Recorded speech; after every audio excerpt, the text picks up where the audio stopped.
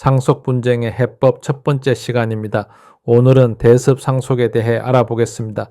바람난 며느리의 사례를 들어 설명하도록 하겠습니다. 여러분, 여기 한 장의 결혼 사진이 있습니다. 한때는 영원한 사랑을 맹세했지만 지금은 산산조각이 나버린 약속입니다. 만약 여러분의 가족을 버리고 떠난 사람이 수십 년 뒤 가족이 남긴 그에게 유산을 받으러 나타난다면 어떠시겠습니까? 드라마에서나 나올 법한 막장 스토리 같으신가요? 하지만 이것은 우리 주변에서 실제로 벌어지고 있는 법의 냉정한 현실입니다. 오늘 우리는 어린 아들과 남편을 버리고 집을 나갔던 며느리, 그리고 그녀에게 수십억 원의 유산을 빼앗길 위기에 처한 손자의 이야기를 통해 법이 가진 두 가지 얼굴을 들여다보려 합니다. 상식적으로 도저히 용납되지 않는 상황에서 과연 법은 누구의 손을 들어주었을까요? 이야기는 수년 전으로 거슬러 올라갑니다. 3대 독자였던 남편과 어린 아들을 둔 며느리 최 씨. 그녀는 어느 날 연하의 남자와 눈이 맞아 어린 핏덩이 같은 아들을 뒤로 한 채 집을 나가버립니다. 남겨진 남편은 그 충격과 배신감을 이기지 못하고 시름시름 앓다가 결국 세상을 떠나고 맙니다. 홀로 남은 어린 손자를 거둔 것은 바로 시아버지였습니다. 할아버지는 아들을 죽음으로 몰고 간 며느리를 평생 증오했습니다.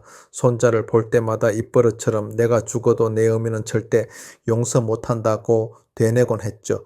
그리고 세월이 흘러 수십억 원의 재산을 가진 할아버지가 돌아가십니다.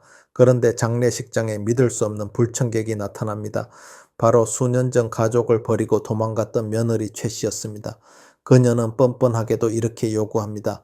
내 남편이 받을 유산이었으니 이제는 내가 받아야겠다 라고 말이죠. 이게 말이 된다고 생각하시나요? 아들을 버리고 남편을 죽음으로 내몬 사람에게 유산이라니요. 하지만 놀랍게도 법의 대답은 예입니다. 바로 대습상속이라는 제도 때문입니다. 쉽게 설명해 드리겠습니다. 대습상속이란 유산을 받아야 할 상속인 아들이 재산을 물려줄 사람 할아버지보다 먼저 사망했을 경우 그 상속인의 배우자나 자녀가 대신해서 상속받는 권리를 말합니다.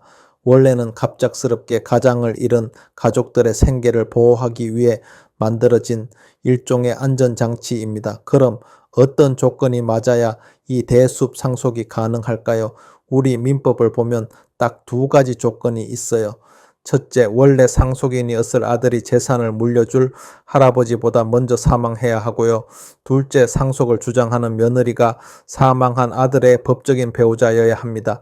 이 사건에 한번 대입해 볼까요? 아들이 할아버지보다 먼저 사망했죠.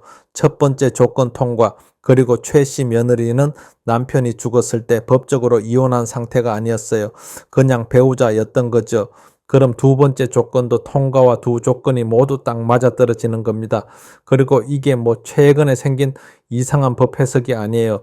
우리나라 대법원에서는 이미 오래전부터 며느리의 대습 상속을 쭉 인정해 왔습니다. 이건 뭐 빼도 박도 못하는 아주 확고한 판례라는 거죠. 자, 그럼 법적으로는 조건이 맞는다는 건데, 그럼 이제 진짜 중요한 질문이 남았죠. 아니, 그렇게 비도덕적인 행동을 했는데도 정말 법은 아무것도 묻지 않는 걸까요? 법은 대체 누구 편인 걸까요? 바로 이 지점에서 법의 아주 차가운, 어떻게 보면 냉정한 면이 드러납니다. 법은 우리가 느끼는 저 사람은 나쁜 사람이야 라는 도덕적인 감정과 서류에 적힌 법적 배우자라는 사실을 철저하게 분리해서 봅니다. 그녀가 불륜을 저질렀던, 가족을 버렸던, 법적으로는 그냥 사망한 아들의 배우자일 뿐인 거죠. 그러니까 핵심은 이거예요. 최 씨가 남편과 법적으로 부부였다는 것. 이 사실 하나만으로 내가 죽어도 널 용서 못한다는 시아버지의 그 한 맺힌 유언도 어떤 개인적인 감정도 법 앞에서는 아무런 힘이 없는 겁니다. 결론적으로 그녀는 상속을 받습니다. 그런데 여기서 더 놀라운 게 뭔지 아세요? 법적으로 배우자는 자녀보다 1.5배를 더 받게 되어 있거든요. 그래서 자기 아들보다 더 많은 재산을 상속받게 되는 겁니다. 정말 입이 떡 벌어지는 상황이죠. 와, 이거 너무 불공평한 거 아니냐? 이런 생각 드시죠? 맞아요. 하지만 이야기가 여기서 끝난다면 너무 허무하겠죠.